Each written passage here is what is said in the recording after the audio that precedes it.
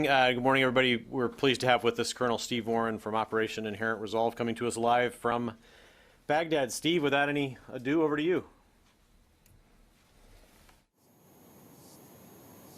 Good morning, Jeff and everyone. It's good to see you again after Thanksgiving. And I'll jump right into some prepared remarks. Yesterday, Secretary Carter outlined a plan to deploy an expeditionary targeting force to assist the Iraqi army and Kurdish Peshmerga to put even more pressure on ISIL. As he said, these special operators will be able to conduct raids, free hostages, gather intelligence, and capture ISIL leaders. We're not going to talk about how or when they'll be deployed or the means or methods they'll do their work. This simply represents another capability that we bring to this fight, and that will be additive to all of the other things that we're doing to accelerate our work against ISIL. On Russia, I can confirm Russia's S-400 air defense missiles are in Syria, and they are operational. They're in the vicinity of Latakia. We assess no change in Russian intent towards coalition aircraft, and we expect Russia will continue to abide by the Memorandum of Understanding. I want to do a very short operational update today, and then I've got a few video clips for you. So, Divids or Jeff, please bring the map up. So I'm assuming the map is up now, and I'll go through it. In Ramadi, which is star number 1 on your map, Iraqi security forces completed the isolation phase of the operation when they seized the Palestine Bridge on November 25th. ISF are poised to begin the clearing phase, and in support of that, yesterday alone, the coalition conducted 37 engagements in 9 strikes that killed 47 ISIL fighters. Moving on to Al-Hol, which is star number 6, the Syrian Democratic Forces, led or spearheaded by the Syrian Arab Coalition, are retaining the city of Al-Hol against local counterattacks, and they're in the process of clearing out pockets of resistance behind the flood or inside the forward line of troops. Since the start of that offensive on October 30th, the SDF has regained over 900 square kilometers from ISIL.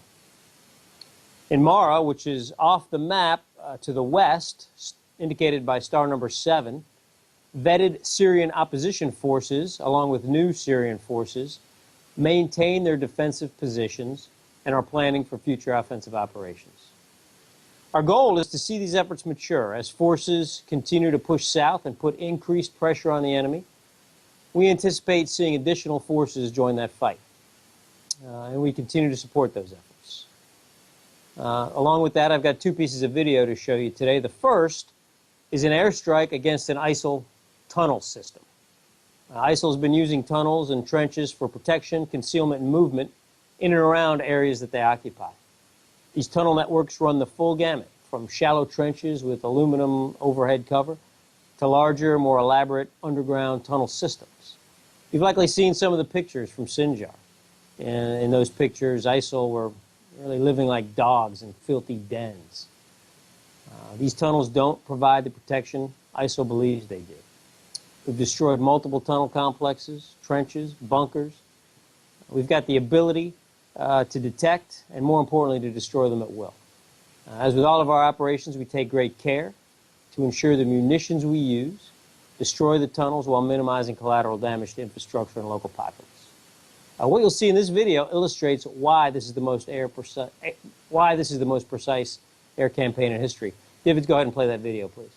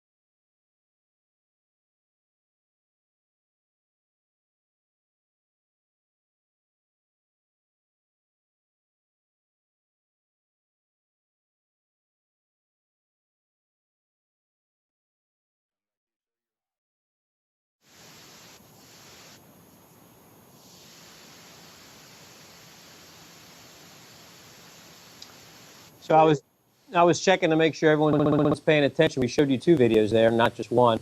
The first one was the tunnel system, and I think it's important to note that those strikes showed us striking the entrance to the tunnel, the exit to the tunnel, and the length of the tunnel, which is significant. That second video that we showed was footage from a strike against an ISIL VBID factory near Al-Qaim, which is in Anbar province near the Syrian border. That factory also served as an ISIL staging area.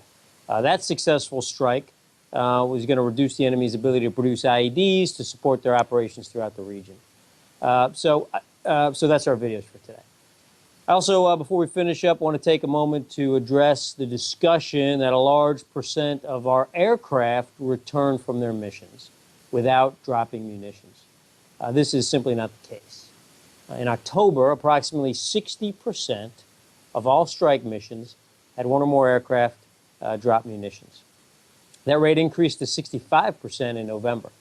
Overall, the rate has steadily increased since the start of OIR and is up from approximately 50% in July and August. We're attacking ISIL on numerous fronts. We've attacked their fighters in Syria and Iraq. We're hitting their ability to finance their illegal and despicable operations, and we'll continue to attack their VBID factories, fighting and fighter staging areas. With that, I'll take your questions, and I guess we'll start off with either Bob or Lita from AP. Go ahead. Hey, Colonel Warren, Bob Burns. Question for you on the Expeditionary Targeting Force you mentioned at the top. The Prime Minister's office issued a statement yesterday that was noticeably unenthusiastic, if not downright dismissive of this idea.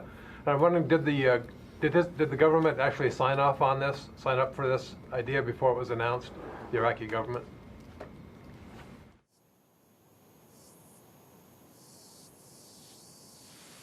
Yeah, we don't really read the Prime Minister's statement that way. We saw the second half of the Prime Minister's statement really what applies to this ETF, and that was, in fact, we thought welcoming, where he used the words "we welcome." So we don't read that statement the same way you did. I think the part that everyone's caught everyone's attention has to do with, and there has been some press reporting about this idea of, multiple thousand, American troops or even larger, foreign armies coming in to participate either in Syria or elsewhere. So, we read that as welcoming to this operation and to this ETF. In fact, we've talked extensively with the Prime Minister about this. It's something that we had exchanged information with the Prime Minister over for the last several weeks, and it's important to note inside of that statement, the Prime Minister kind of lays out the framework for what this is, and there's a couple of, I think, notable items in that, everything that this ETF will be here at the invitation of the Iraqi government, and their operations will be conducted in consultation with the Iraqi government, that the operations will be partnered with Iraqi security forces, and that they'll really help to strengthen the border, right? I mean, a lot of this is about strengthening that border, shoring up the border between Iraq and Syria. And then finally, and I think it's also important that, which isn't in the statement, but this partnership and this ETF and the partnered operations they'll do are really going to help bring up the capabilities of the Iraqi security forces as well. So we did not see it in that light at all. Okay, thanks. A quick follow-up. Can you confirm that the approximate number of U.S. forces that will be part of this force?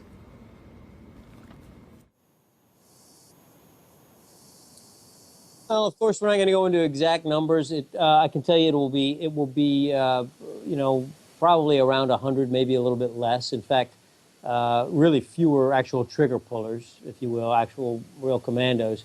It's really going to be a majority of support personnel, everything from aviators to collectors. So actual forces who will do offensive or kinetic operations. It's a very small number, double-digit number. Barbara. Colonel Warren, I am perplexed by your saying that this is about border security, because that was certainly the one thing that the Secretary didn't mention yesterday. He talked about staging raids, going after ISIS operatives, collecting intelligence. And you said earlier that this, your words were that this is adding to the capabilities you already have. So what is the actual mission here? And if it is adding to what you already have, one does have to ask, is this mission creep?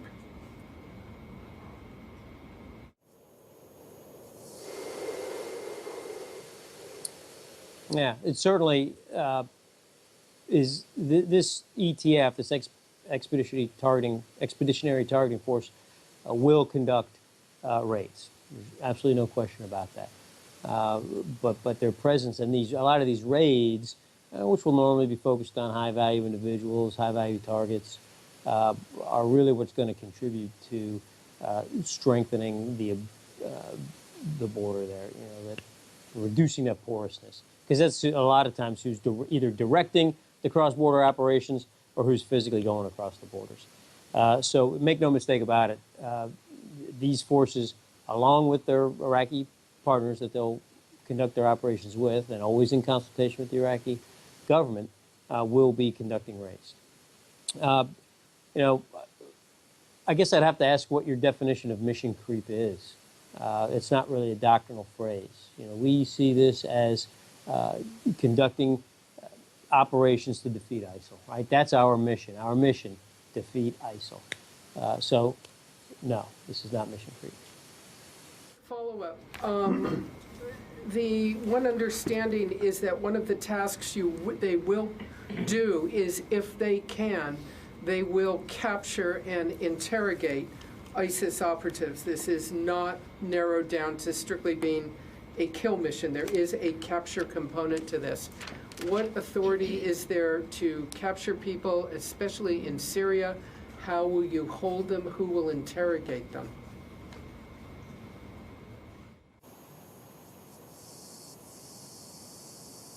Well, certainly it's our preference to capture in all cases, right? We prefer to capture because that allows us to collect some intelligence and to gain additional information and insights into our enemy's operations. The operations that we conduct in Iraq, of course, is under the authority of the Iraqi government, right? They are certainly have the authority to capture personnel inside of their own country. In Syria, the operation, we've already seen one such operation, and this was when we conducted an operation with the intent to capture Abu Sayyaf. He was killed in that operation, although we were able to capture his spouse, who was very much a part of the ISIL organization. So these would be conducted under those exact same authorities. People in Syria, where will you hold them?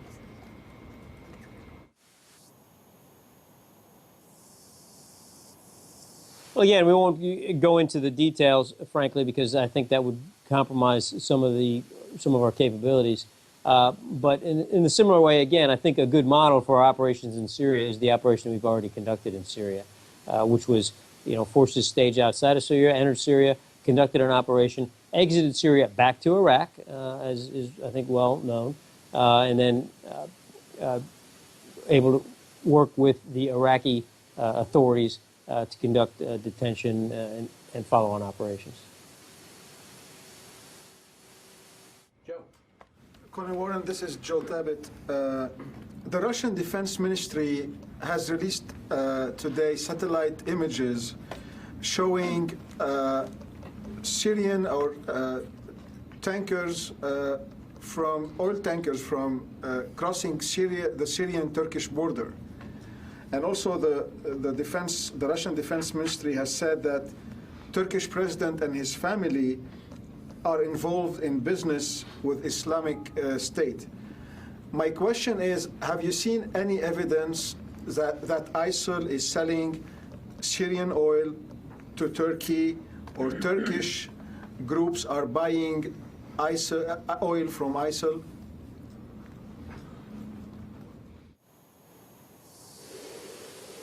First of all, let me be very clear that we flatly reject any notion that the Turks are somehow working with ISIL. That is preposterous and really very kind of ridiculous.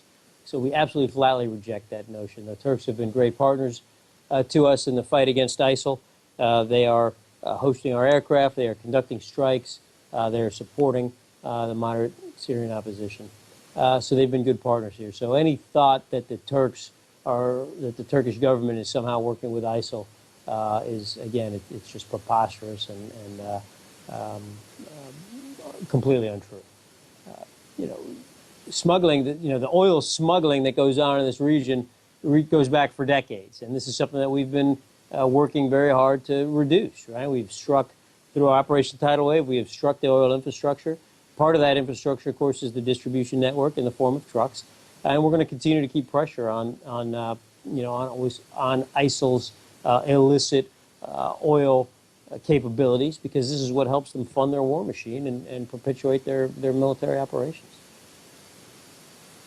Let me move to my second question about the S-400 in the Latvia area. What impact the S-400 will have on the coalition air missions over Syria? And also, do you believe, or do you know if the Russians have now capabilities to shoot down any Turkish aircraft inside the Turkish airspace?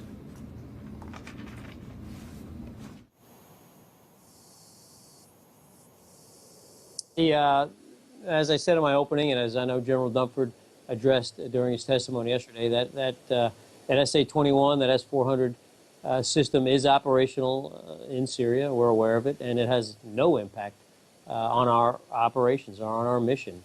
We expect that the Russians will continue to abide by the memorandum of understanding that we've already established with them. As far as the Russians' capability inside of Turkey, I'm simply not going to get into that. It's not a matter for this coalition. Tom Bowen.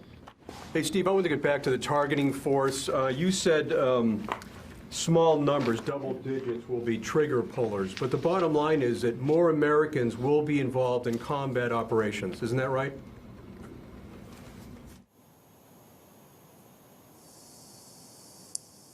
Yeah, absolutely. I mean, a raid is a combat operation. There's no way around that. More Americans will be coming here to Iraq, and some of them will be conducting raids inside of both Iraq and Syria. What the president said about months ago, last year, that this is an advise and assist mission, no combat troops, no boots on the ground. I mean, how does that square with what the president said?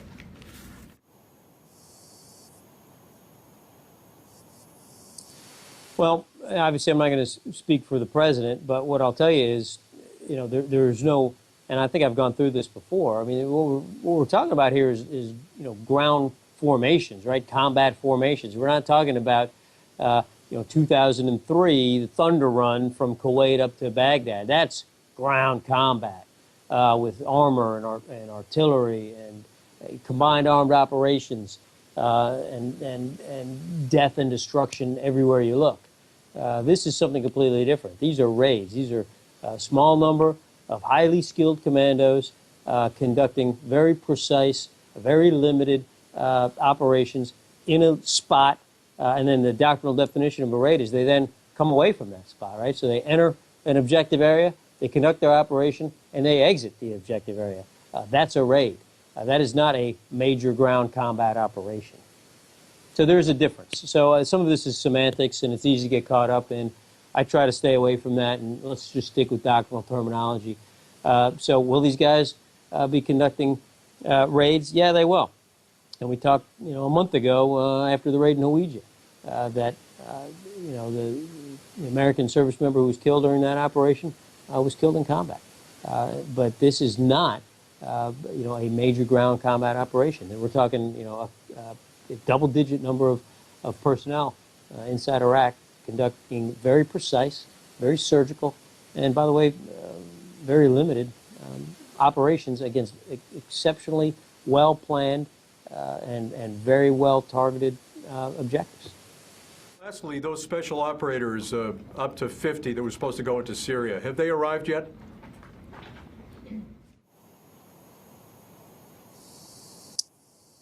So, we announced several weeks ago that there would be some special operations forces entering Syria to advise and assist the Syrian Democratic Forces that are operating there in northern Syria. I'm not going to tell anyone when they've entered the country because this is information that will put them at a greater amount of risk. Marcus. Colonel Warren, Marcus Weiss-Gerber. I was wondering, you mentioned that planes are dropping more bombs. What do you attribute that to?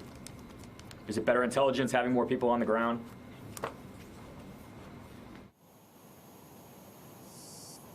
We're dropping more bombs because our capability to develop targets is increased as our intelligence has gotten better. So over time, intelligence is a curve. So as you learn more, the more you learn, the more you're able to learn, right? So it's a stair step. So we get better every day. Our intelligence gets more precise every day. Intelligence that we get from one place leads to intelligence in another place. So this all contributes to our ability to generate and strike more deliberate targets.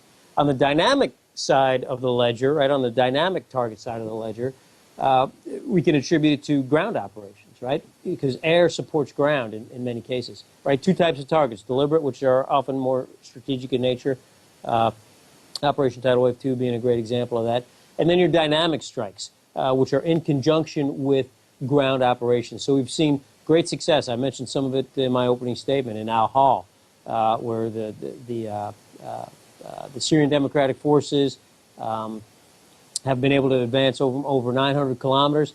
And as those forces move, and they're kind of spearheaded by the Syrian Arab Coalition, we call them the SAC, as the SAC moves, it causes the enemy to have to move as well, right? They'll have to move and maneuver to counter the offensive operations by the SAC. What that does is it forces the enemy to pop his head up. And when the enemy moves and pops his head up, guess what? U.S. coalition air power is there to deliver devastating effects and quick death. So those two things: one, better intelligence; two, an increase in the tempo of our ground operations. All of these things combine to cause us to have more strikes, higher numbers. Next, Phil Stewart. Hi, Colonel Warren. The ETF, can you give us a sense of the operational tempo for them? Is this going to be something where they're carrying out kind of infrequent targeted raids, or are we going to see kind of a return to the kind of high-tempo operations that aim to utilize intelligence that's quickly gained and re-employ it as fast as possible?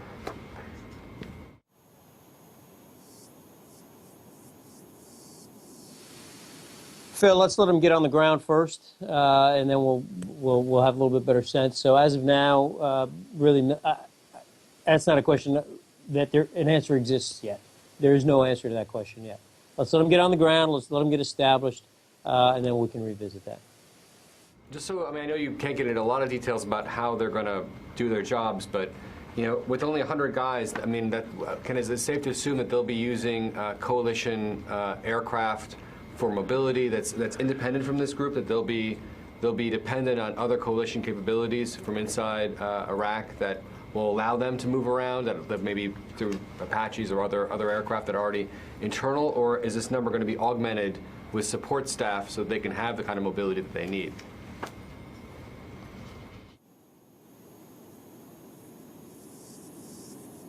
Again, let's let them get on the ground first and determine what their operational tempo is going to be, which will then drive what type of, what type of transportation requirements they need. They will arrive.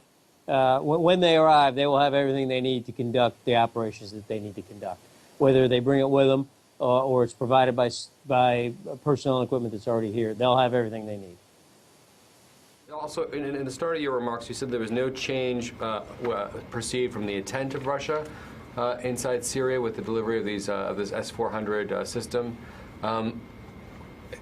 What is that based on? Is that based on the fact that they're not painting aircraft, or what is it based on? Has there been no use of it against coalition aircraft in any way?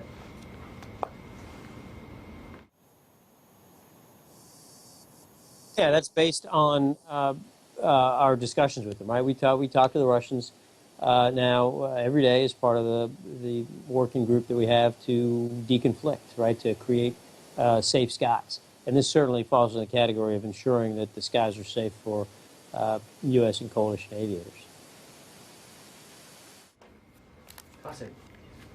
Hi, Connor.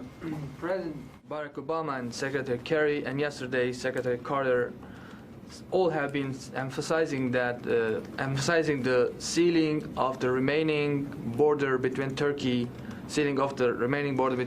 and Syria. But they don't, explain how and who should take care of that area, the 98 kilometers. Could you clarify whether the U.S. just want it to be cleared of Daesh or ISIS, or is there a particular group which the U.S. wants to take control of that area?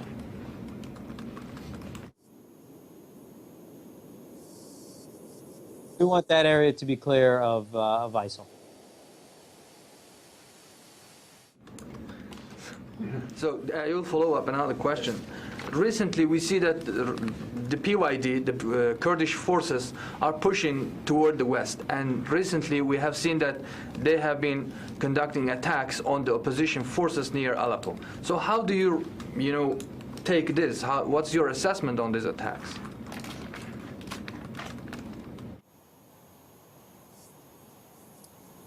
Our assessment is that any attack against ISIL is an attack that we are happy to see. There are moderate Syrian opposition forces throughout that region, and they are conducting dynamic operations, particularly in the Aleppo area. And I'll tell you, Aleppo is a confusing area right now. Everybody's in Aleppo. There are regime forces there, moderate Syrian opposition forces are there, non-moderate Syrian opposition forces are there. Al-Nusra and others. ISIL is there. So there's a lot going on around Aleppo. Our focus is ISIL. We want to see ISIL defeated and eventually see Assad removed from power. Just recently, the Russians have supported PYD with airstrikes, and also they have airdropped like 5 tons of ammunition to the VPIG forces. What's your reaction to this, Connor?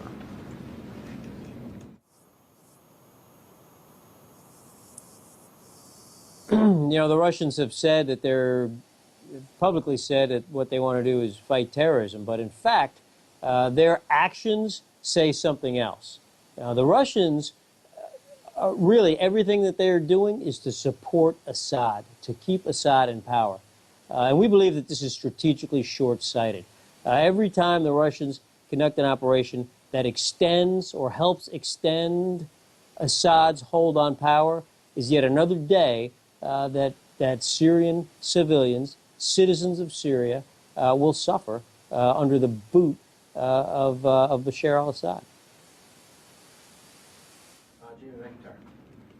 Colonel Warren, I wanted to go back to Ramadi for a moment.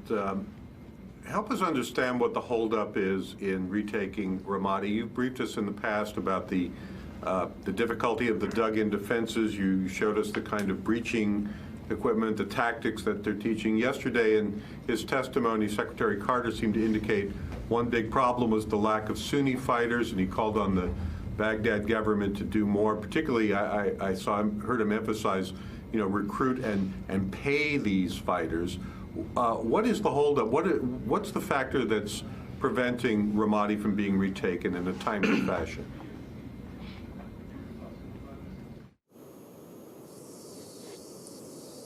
Well, first of all, a little context. When the American military took Ramadi, it was a 6-month-long process. 6 months. So Ramadi is not an easy city to take. It is a difficult problem. I would submit to you that the ISIL defenses inside of Ramadi now are more difficult than what we, the United States Army, faced years ago. So it's a tough nut to crack. So that's thing one. Thing two, you have to remember when this all started, much of the Iraqi security forces had been shattered, and so they had to been rebuilt. We've spent the last year training advising and equipping the Iraqi security forces. And these things take time. You don't train an army overnight. It takes months to train it, and then there's the process of equipping it. So that's thing two. Thing three, yes, there have been some internal, I think, politics at play here as far as recruiting and paying some of the Sunni, some of the tribal fighters. And this is something that the Secretary alluded to yesterday, and that's something that we're working every day with the Iraqis to help solve. So there's a lot of different factors involved here, but I think the most important factor is that this is just a hard one. This is a difficult city to take. David Mark. Still on Ramadi, you said that the fall of the Palestine Bridge had completed the isolation of the city. I thought there were still some routes in and out to the northwest of the city. So one, is the city completely isolated? And two, there was reporting yesterday from Iraq that the battle to retake Ramadi had begun, and you're saying that's not the case, correct?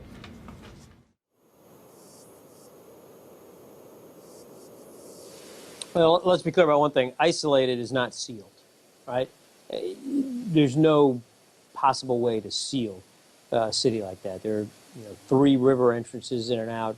It's a complex city. You're never going to seal a city the size of Ramadi. So there's going to continue to be rat lines and smuggling routes and et cetera, ways in and out of the city. But it is militarily isolated. In other words, large formations can't move in and out. So I think that's an important distinction. Has the start? Again, I would submit to you that the fight for Ramadi started months ago when the isolation phase started. Right? Again, militarily, the operation to liberate Sinjar is broken into phases. Phase 1, isolate. Phase 2, clear. Phase 3, stabilize. So the isolation phase is complete, and we're now moving into the clearing phase. And I would submit to you the clearing phase has started. Again, we dropped, we conducted, 47 airstrike or 39, whatever it was, 9 airstrikes with 47 enemy killed yesterday as part of the clearance process. So I would tell you it has begun. How is the clearing process begun on the ground? Where are Iraqi troops moving into the city? Right. So, and I didn't bring my Ramadi map with me, so I can't point to it. But essentially, what we've done is we've positioned forces along the 4 axes, essentially the 4 points of the compass: north, south, east, and west. You've got the 10th Division is to the north. Again, if you look at the Palestine Bridge, from there to the river, essentially. To the south, it's Iraqi security forces combined with CTS forces that have moved up into that apartment complex, Al Tamim, I believe it's called, where they are kind of in an assault position prepared to move north through that warehouse district. Along the west, they've moved as far as Camp OIR, which borders the river, and they hold Camp OIR now. And they are now in a position to start pressing south. So they're essentially surrounding the city on its outskirts, kind of in the suburbs, if you will. But they're not yet into the city center. We won't get into the details of how the Iraqis plan to sequence their clearing. I think that's probably a little bit too tactical, too much tactical knowledge to put out. But the clearance process will essentially begin, along those 4 points of the compass. Does that help, Dave? Andrew. Steve, hi, it's Andrew Tillman. I want to ask you about the S-400s again and ask you to describe the readiness level of those systems. It's my impression that they're not in the passive mode that the Syrian regime's air defense systems were in for a long time. Is that true? Are they painting U.S. aircraft? Are they essentially ready to fire?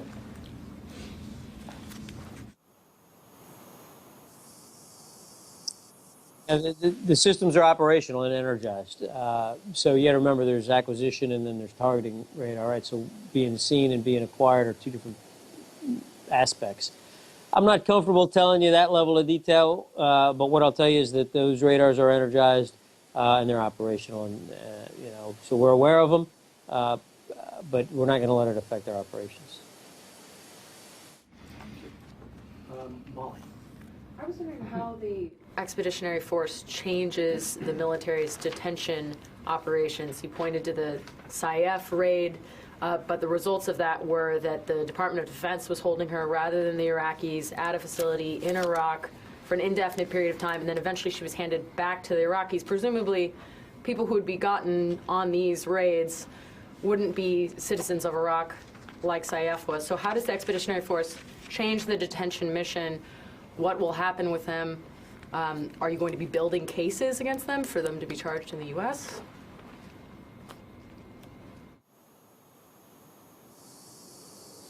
Yeah, that's too far out, right? Let's let these guys get on the ground and conduct an operation or two first. Those policy level questions, as far as I know, they're still being sorted out in Washington. Right now, our focus is getting these guys on here on the ground and prepared for their first mission. Colonel, it's Dan Lamoth. Britain is expected today to expand their mission into Syria. Can you elaborate at all on the discussions as far as between Britain and the coalition as they expand, what that might look like, whether that means they're going to move aircraft into different locations, and I guess what sort of different things, if any, that they would bring to bear in terms of Brimstone missiles or some of the other equipment that they have at their availability?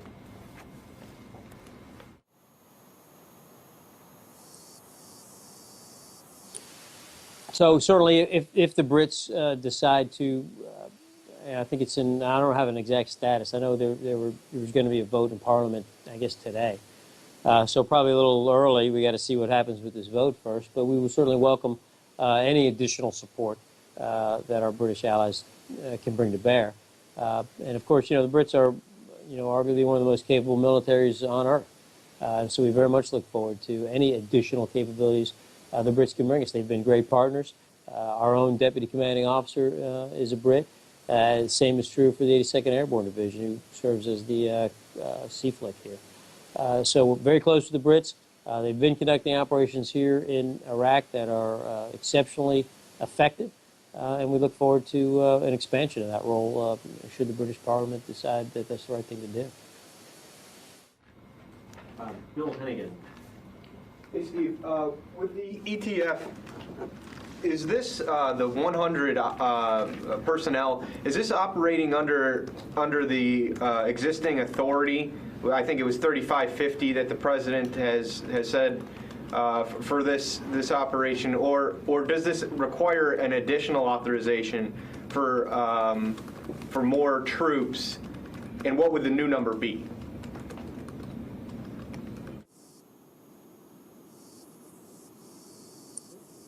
Yeah, we're going to end up raising the force cap by about 100 or so. Bill, anything else? No, that's it. Thanks, Steve. Yeah, hi, Colonel Richard Sisk. Back to Ramadi, you said that yesterday there were 9 strikes and 37 engagements. What do you mean by engagements?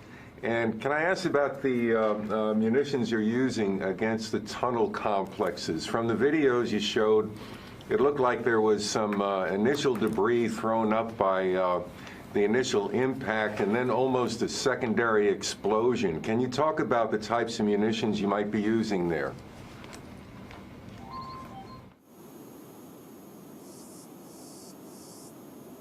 Right, and I specifically put out that 9 and 37. Thank you for that question. So the way we count our strikes is when, a set of aircraft move against a target. But in the case of dynamic strikes, it can sometimes be a little confusing. The numbers appear artificially low. So that's why I wanted to put in the actual number of engagements. Each engagement is a separate item that's been destroyed, whether that item is a bunker, or maybe that item is a fighting position, or maybe that item is a group of ISIL fighters. So I guess that's the difference. So while you may only do 9 strikes inside of one single strike, you may destroy a bunker, and you may destroy a machine gun position, and you may, in 2 different places, and and you may destroy, a small tactical unit in yet a third place. But we still, by the way we count, call that one strike. So there's a difference there. On the munition types, yeah, we're using a variety of different munitions, some of which do have the capability of penetrating a surface with an initial explosion or capability, and then detonating subsurface to destroy whatever it is that we believe is under the ground. So in this case of the tunnel, you drop the munition, it penetrates the ground, and then explodes when it's inside the actual tunnel, which wipes out everything in the tunnel. Unfortunately, I don't have the nomenclature of those weapon systems, though. Colonel Warren, can I go back to the ETF? You talked about them operating in consultation with the Iraqi government, but will the Iraqi government have a veto on any of the ETF operations inside Iraq?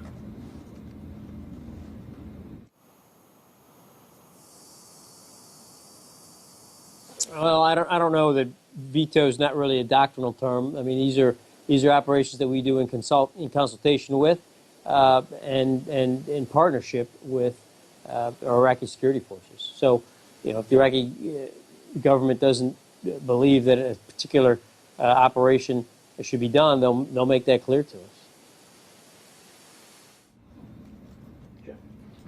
Lauren, a couple questions. With the ETF again, what if this is a good idea now, what changed to make this more effective and make the timing right to bring the ETF to bear at this point? And as a follow-on to that, are they going to be, additionally with all the other responsibilities, are they going to be helping with any targeting force, but are they actually going to help targeting from the air, kind of working like that? And do you already have any targets in mind to hit as soon as they do hit the ground?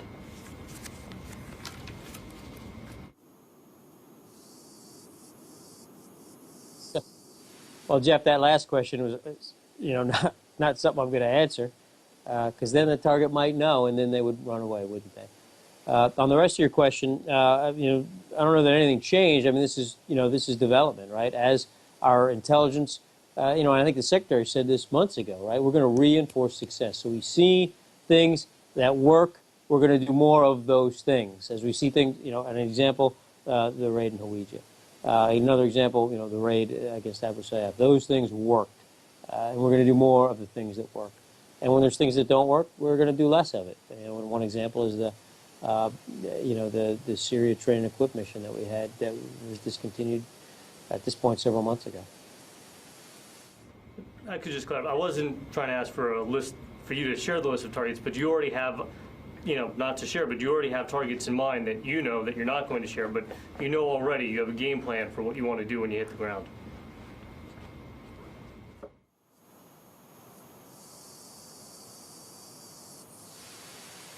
Yes. Yes. Hi, Colonel. I apologize if you've gone over this. I arrived a little late. There are reports that the Russians have established another staging base other than Latakia. And so I wanted to ask if you can confirm that or talk about the Russian footprint in Syria.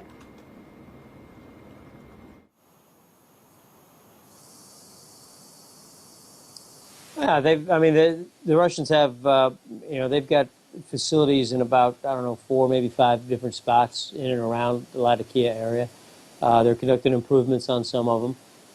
They've long been at Latakia, so they've long been there. They've got some naval presence there, and they've since expanded out from there, yes.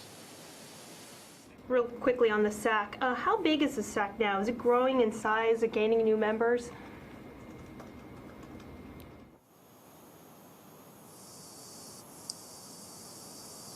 Well, the SAC's really been integrated into the SDF. The original SAC that we discussed, which has been kind of the spearhead of operations inside of the Al-Hal region, 10,000-ish, 5,000.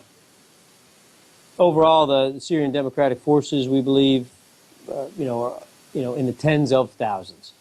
So, the Syrian Democratic Force is a kind of an umbrella organization that incorporates multiple different outfits. The Syrian Arab Coalition being part of it, with several thousand members. The other sub-units have all kind of come together, coalesced, if you will, into this larger coalition. Morning, Colonel Otto Kreischer. Ramadi, my understanding is we sent leaflets or somehow alerted the population to flee the city before the main assault started. Reports out today that the ISIL are telling people, warning people if they try to escape, they'll die. Given our concerns about collateral damage, you know, is the civilian population inside Ramadi going to restrict what we can do as far as air support for the ground op?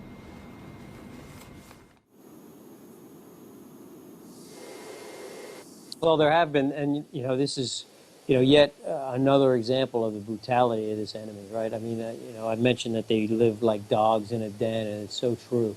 They are animals, and so here there's civilians that are simply trying to leave the fighting. And ISIL's answer to that is to either prevent them from leaving or to shoot them, to just continue keeping them, you know, oppressed and keeping them under their, you know, keeping that ISIL boot to the necks of these civilians, which is just disgusting. So, you know, we are going to take every bit of precaution that we can to ensure that we don't, you know, create civilian casualties. We take, you know, this has been the most precise air campaign, I think, in the history of air campaigns, in the history of warfare, frankly. Never has such precision been brought to bear in a situation like this. And we're going to continue to do that. Will it restrict?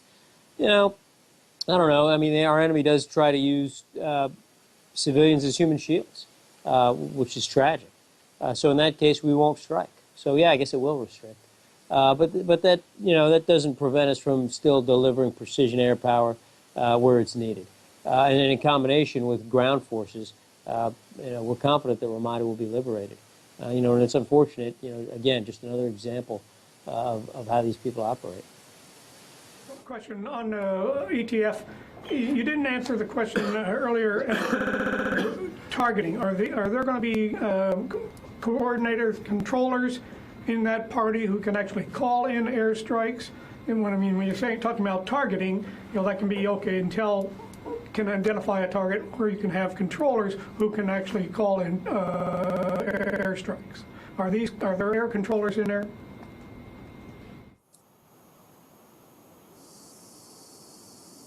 No, this isn't that. No, their contribution to the targeting process will be in the target development portion of it, right? Intelligence and target development. Thank you, Colonel. Rob Gentry. I had a question to follow up on the statement on airstrikes on Monday. There was one strike mentioned in Iraq on inoperable coalition equipment. Do you have any details on what that equipment was and how it became inoperable?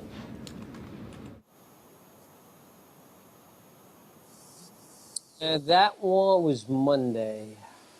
Is that a tank? I'd have to go back and check. You know, occasionally, you know, a piece of coalition or Iraqi equipment will fall in enemy hands, and we'll see it and we'll destroy it. I think that one might have been a tank, but I can't remember the details, honestly. We can look it up and try and get you. Send me a note, and I'll check into it for you.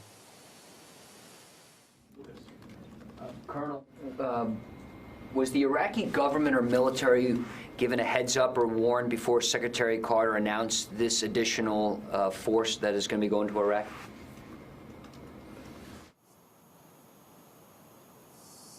Absolutely. We've been talking with the Prime Minister about this for weeks. And, this new S-400 system, you said that it wasn't going to impact operations, but according to your strike releases in the last few days, I've noticed the strikes have dropped a little bit, averaging only a couple a day. Can you talk about that?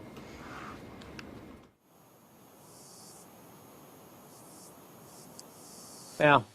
So the strike numbers have in Syria decreased a little bit over the last couple of days, but that has nothing to do with the S-400 system at all. That's related to just the fact that, you know, our target development process wasn't in a place where we had any more. So we didn't have any targets over the last couple of days, or not enough targets. But, you know, and the target development process kind of ebbs and flows, right? I mean, we'll get a piece of intelligence, We'll crank through that intelligence, develop targets, strike those targets, and then more intelligence has to come in. And sometimes it has to do with ground forces maneuvering, but a lot of the maneuver operations had kind of gotten to a place where, like I said, in Al-Ha, the SAC is clearing backwards now. They bypassed some forces, established their forward line, but now they had to go back and clear some of the smaller pockets that they had bypassed. So, it's really just a matter of the dynamic nature of this battlefield.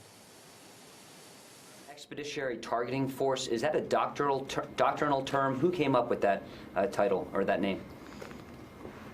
Thank you.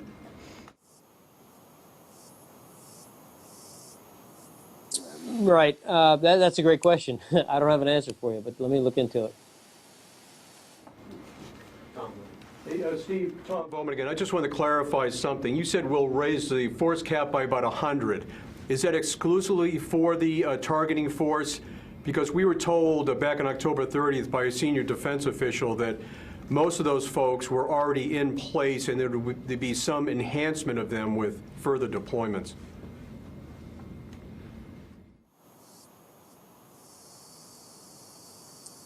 Right, it'll be for a combination, right? So there are some pieces of that already in place, and there's other pieces that need to be added.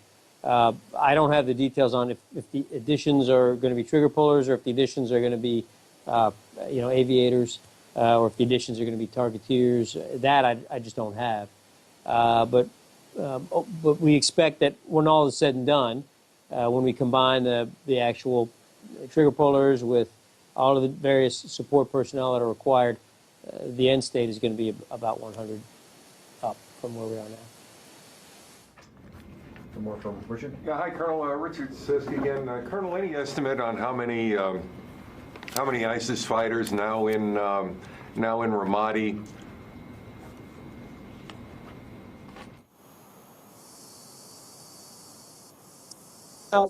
Our number right now is 600 to 1,000 total, and that includes fighters and maybe some auxiliaries, some helpers or supporters and such.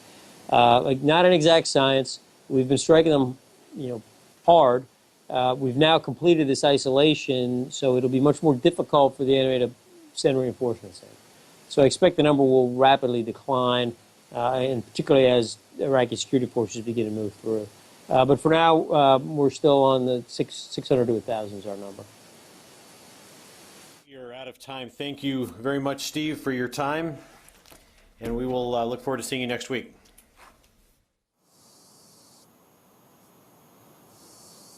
Okay, Jeff. Thanks, guys. We'll see you next week.